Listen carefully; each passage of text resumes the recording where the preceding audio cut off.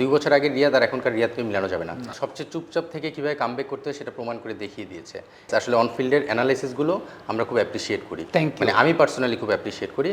আসসালামু আলাইকুম। এই মুহূর্তে আমার সঙ্গে যিনি আছেন, the man of the moment, Bangladesh cricket টিমের সিলেক্টর, যিনি সিলেকশন প্যানেলে আসার পর একটা দৃশ্যমান পরিবর্তন আমরা দেখতে পাচ্ছি। দেশের ক্রিকেট ইনফ্রাস্ট্রাকচার বলেন, ন্যাশনাল টিমের রিফ্লেকশনের জায়গায় বলেন, ডেফিনেটলি এই সিলেকশন প্যানেলটা একটা অনেক বড় অ্যাপ্রিসিয়েশন ডিজার্ভ করে। হান্নান সরকার আমাদের সঙ্গে রয়েছেন। হান্নান ভাই, প্রথমত অনফিল্ডে প্রথমবারের মতো স্বাগতম আপনাকে।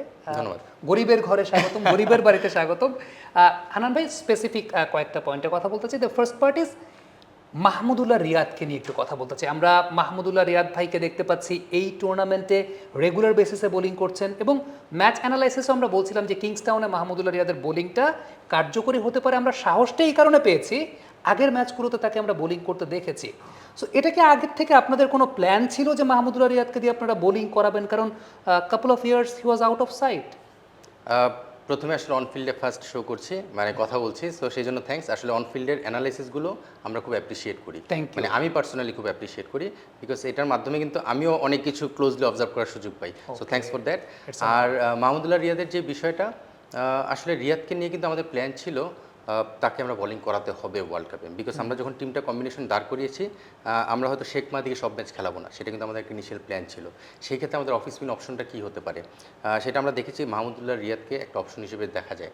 মাহমুদুল্লাহ রিয়াদের ইনজুরি একটা কনসার্ন ছিল, যেই কারণে কিন্তু তার বোলিং আসতে একটু সময় লাগবে। আমরা জানি হুট করে যে ওয়ার্ল্ড কাপে বল করতে পারবে না। তো আমরা কোচ এবং আমরা ক্যাপ্টেন শান্ত, আমরা সিলেক্টর যখন প্ল্যান করি যে রিয়াদকে একটা কমিউনিকেশন করার চেষ্টা করেছি, রিয়াদকে আমরা বলেছি প্রিমিয়ার লিগ খেলা অবস্থায় সেই জন্য কিছু ওভার বল করে নিজেকে রেডি করে। আপনি যদি প্রিমিয়ার লিগের বোলিং কার্ডটা দেখেন, সেখানে দেখবেন রিয়াদ 3, 4, 5 ওভার করে বোলিং করেছে অনেকগুলো ম্যাচের শেষের দিকে এসে। এটা কিন্তু ওয়ার্ল্ড কাপের এই প্ল্যানের একটা পার্ট। তো সেখান থেকে রিয়াদকে আমরা তৈরি করার একটা প্ল্যান ছিল। তৈরি করা বলতে ফিরে আসার, বোলিংয়ে ফিরে আসার যে প্রসেসটা, আপনি দেখবেন শ্রীলঙ্কা সিরিজে কিন্তু রিয়াদ বোলিং করেনি। তারপর থেকে কিন্তু জিম্বাবুয়ে সিরিজে 1-2 ওভার করে আস্তে আস্তে শুরু করেছে, বিকজ এটা কিন্তু আমাদের সেই প্ল্যানেরই পার্ট ছিল। তো সেখান থেকে আমরা টিম কম্বিনেশন সাজাতে গেলে আপনি দেখবেন শেখ মাহদিকে ছাড়াও কিন্তু আমরা এখন রিয়াদের বোলিংটাকে কাউন্ট করছি। আপনি এক ম্যাচ আগেই সাউথ আফ্রিকার সঙ্গে 3 ওভার বোলিং করেছে। কালকে যখন দল ডিমান্ড করেছে অফ স্পিনের 1 ওভার বোলিং করেছে, তার কাজটা করে দিয়েছে। সো এটা একটা প্ল্যানিংয়ের পার্ট, এবং আমরা এই প্ল্যানটা শুরু করেছি ঢাকা প্রিমিয়ার লিগ চলা অবস্থায়, যখন সে বোলিং করে নিজের রিদমটা ফিরে পেয়েছে। তার তরফ থেকে ফিডব্যাকটা কেমন ছিল? কারণ হি ওয়াজ আন্ডার প্রেশার, অনেকদিন পর দলে এসেছেন, ওয়ানডের পারফরমেন্সের ভিত্তিতে টি-20 টিমে তার প্লেয়িং নেচারের জন্য তাকে নেওয়া হয়েছে। ডেফিনেটলি এটা তার জন্য একটা এক্সট্রা বার্ডেন হয়ে যায় কিনা, এরকম কোনো ফিডব্যাক কি তার কাছ থেকে এসেছে নাকি he was willing to do that? Riyad তো এমন একজন প্লেয়ার, মানে সবচেয়ে চুপচাপ থেকে কীভাবে কামব্যাক করতে হয় সেটা প্রমাণ করে দেখিয়ে দিয়েছে, এবং নিজের ব্যাটিংটাই চেঞ্জ করে ফেলেছে সময়ের সঙ্গে সঙ্গে। মানে এই সময়টায় যে ব্যাটিংটা দরকার সেটা কিন্তু নিজেকে চেঞ্জ করেছে রিয়াদ। মানে 2 বছর আগের রিয়াদ আর এখনকার রিয়াদকে মিলানো যাবে না।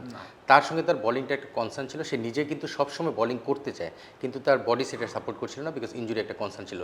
তো সেখান থেকে তাকে যখন এই বিষয়গুলো ডিসকাস করা হয়েছে, সে খুবই ইন্টারেস্টেড এবং খুব এনজয় করেছে, বিকজ এখন রিয়াদের সঙ্গে কমিউনিকেশনের মাধ্যমে আমরা যে জিনিসটা ইনশিওর করার চেষ্টা করেছি, সে আমাদের দলের অপরিহার্য একজন প্লেয়ার, খুবই ইম্পর্টেন্ট একজন প্লেয়ার। সেই জিনিসটা সে জানার পরে তার মধ্যে সেই ক্ষুধাটা ছিল, এবং সে কিন্তু সেটা করছে।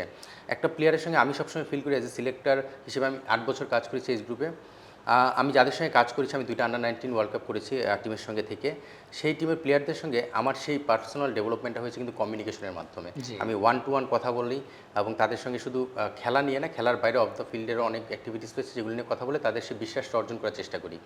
আমার কাছে মনে হয় এই জিনিসটা খুব ইম্পর্টেন্ট। রিয়াদের ক্ষেত্রে তার সেই বিশ্বাসটা অর্জন করা খুব জরুরি ছিল।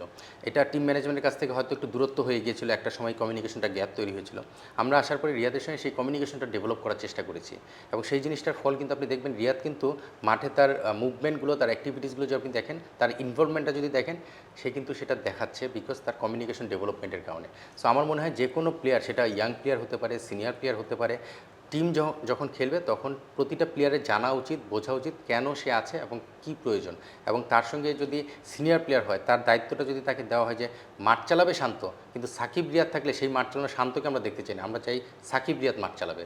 তো সেই জিনিসটা কিন্তু দেখাচ্ছে, ইনভলভমেন্ট আপনি দেখবেন মাঠে কীভাবে দৌড়াদৌড়ি থেকে শুরু করে শান্তকে ফিডব্যাক দেওয়া, এই জিনিসগুলো কিন্তু এই কমিউনিকেশনের একটা পার্ট। ডেফিনেটলি।